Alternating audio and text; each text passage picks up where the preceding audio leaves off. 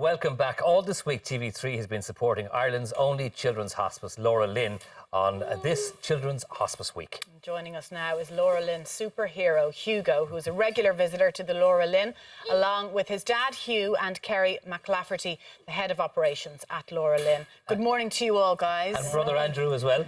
And exactly, we have Andrew. a surprise, a guest appearance by twin Andrew. Thank you for coming in. Andrew's too busy checking himself out in the monitor.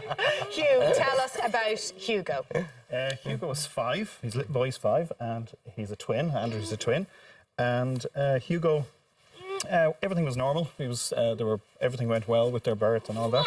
And at about 4 months, we started to notice that Hugo started having a few little jumps, startles, and I suppose that was the start of kind of the road in terms of finding out, what was wrong with Hugo. Okay. So we both of us said to ourselves, myself and my wife Nikki, we said we need to get this checked out, and we went to Temple Street, and Dr. Lynch there saw us, and I think within a few hours we were told that he had infantile spasms, which is a severe form of epilepsy, and right. I suppose it started from then. And after that then we kind of incrementally started to find out that Hugo, had very little sight, and his hearing was severe loss as well. Mm-hmm. And that the seizures, we were having trouble controlling them. So he would have been having, at the start, maybe 100 seizures, more a day, and sometimes he would have 100 in one go. Wow. Yeah, it was terrible. So over time, we gradually working with Temple Street, and we got to grips with it. And Hugo, battled his way through. It was a tough first few years. And along that journey, we got to meet a lot of good charity. Firstly, Jack and Jill, I have to mention them. They were great. Yes. They were fantastic. Excellent. When we needed nursing care at home, they were there. And then when Hugo, he got a very bad time with, he was very sick, and he was in hospital with pneumonia because he was silently aspirating. So his windpipe, there was fluid going into his lungs. And he had that, and we were in hospital for 5 or 6 weeks, and Temple Street were fantastic. And we met, somebody said to us, look, why don't you talk to LauraLynn? And that was the best thing I think we've ever done. And we went over, we met them, and they said, we'll help you. That was the thing. And it was we broke down that time. Yeah.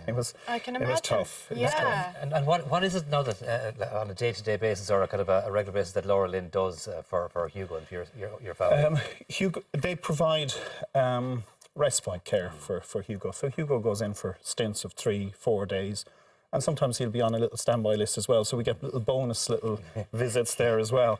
And when he goes over, they kind of check. They're kind of like mentors to us. They check on him. They take his weight. They would do a lot of checks on him, and they know everything about his medicines, and they know everything about his different things that he likes and dislikes. And they would have, he does stuff like sensory baths. He would go for walks. There's times when I've gone in there, and maybe the National Concert Orchestra might be out there playing some music to them. Yeah. He might be, You never know what to expect. Yeah, he could be off in the van down to the pier. Because it is very important for you as a family to get a break, because Hugo is a full-time job in himself, just minding him. Yeah. But you have Andrew, you have Robert, and you have Ewan at home this morning as well, and Mum Nikki. Yeah. So it's a busy household.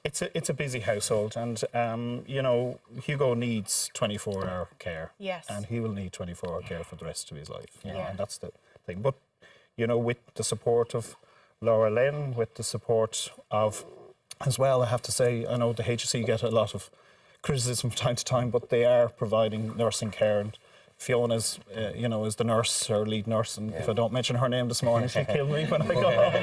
But she's fantastic, and we've Patricia as well, and they come in, and they come in a lot at night time, and because Hugo, sometimes he doesn't, he might wake up and he could be full of beans at 3 o'clock in the morning, or sometimes, he will be ill, you know what I mean, and he might have, seizures that might be activated, when he's not well, so he needs to be minded all the time. So.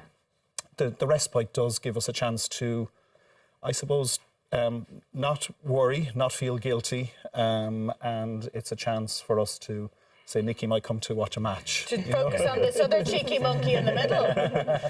He's really enjoying his time. And time for Andrew as well, as I Exactly, say, because you know, he needs to be minded from time to time as well. Of course. So we get to do a few things, and I say, Andrew, can I ask you, does your brother, your twin brother, does he like the disco lights in his bedroom? Did I hear you have disco lights at home? Yeah. Yeah, good man. Well done, well done. Do you help at home? Yeah. Yeah. Oh, he's talking down to his microphone. Good man. You know how this works. Kerry, how's it been going in the fundraising so far this year? You start off in January on zero, and you have to raise $3.5 million each and every year. Yeah. It's a huge, nearly would seem insurmountable task every year, but you manage to do it. Yeah, I mean, we have absolutely fantastic support. We get a lot of corporate support. We get a lot of individual donations. We get a lot of people doing different events. So we really are really lucky in terms of the support that we have. But like you say, it's 3.5 million every single year, and it's becoming more and more difficult. There's so many worthy charities out there, and it's a difficult environment to continue to raise funds, and that's why the partnership with TV3 has been fantastic. It's one of our biggest fundraising events of the year is this Children's Hospice Week, where we get to not only raise funds but also importantly raise awareness for the services that we provide. Yeah. And you do a fantastic job. Hugh, I know that you want to give a mention to your son Ewan, who's been particularly successful on the field of play. yes, and even just before, just a word about, I want to thank all the carers out there, because this week has been a great opportunity to highlight that. And my wife Nicky, she is one of those carers, so she does a fantastic job, and just want to note that, and all those carers as well. It's so important. It is. It's hugely important. And in terms of Ewan, yesterday, St. Columbkille's a club out in Meath. A very famous club. Famous club. Graham Riley playing there, and so. For that, and they won the Meath under-16 Division 1 county final, and they beat gallant Dunamore Ashbourne team, and now half of them are playing a cup quarter-final this morning, so it's all go. Yours is one busy house. It certainly is. Now, a little can go a very long way in helping these children, and each donation has contributed to the success of this year's campaign. Yes, indeed. Can we have a drum roll, please? Because Tommy is about to enter the set with the details of how much has been raised all this week. Tommy. I am the bearer of some very good news. Ta-da! What are we on? 80,980 euro. That there you go. is an amazing amount of money.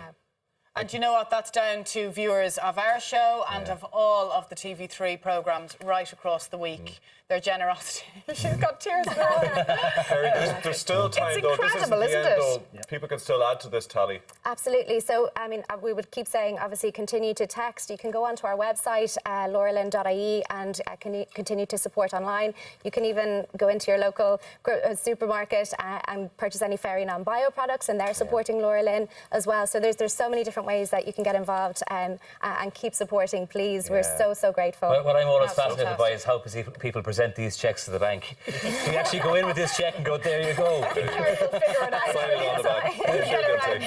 Listen, Tommy made a really good point actually earlier on, that there's some chunky donations came in, which is just so generous of businesses, small businesses and individuals as well. So it's incredible. keep it coming. 50300, text Alan to 50300, and we will more than happily take your money. Now we'll take a quick break. Thanks very much for coming in today, guys.